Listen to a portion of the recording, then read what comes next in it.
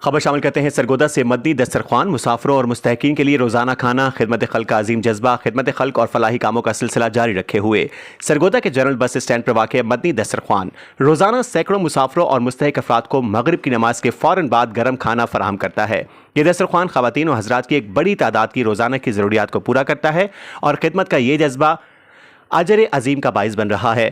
مدنی دسترخوان کے مہمان بنے Sargodha union of journalist workers کے جنرل سیکرٹری رانا محمد اشرف۔ انہوں نے مستحقین میں اپنے ہاتھ سے کھانا تقسیم کیا اور اللہ کا شکر ادا کیا کہ اللہ تعالیٰ نے ان سے اس کام میں حصہ ڈلوایا۔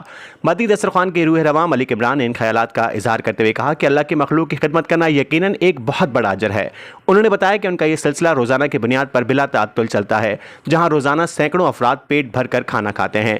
ملک عمران نے اس نیک کام کی اہمیت پر زور دیتے ہوئے کہا کہ اس کار خیر میں زیادہ سے زیادہ حصہ لینے کے لیے مخیر حضرات کو بھی آگے آنا چاہیے۔ ان کا مزید کہنا تھا کہ فلاحی کاموں میں تعاون وقت کی ضرورت ہے تاکہ کوئی بھی مسافر یا مستحق شخص بھوکا نہ سوئے۔ مدنی دسترخوان کی یہ کاوش انسانیت کی خدمت کا ایک روشن مثال ہے۔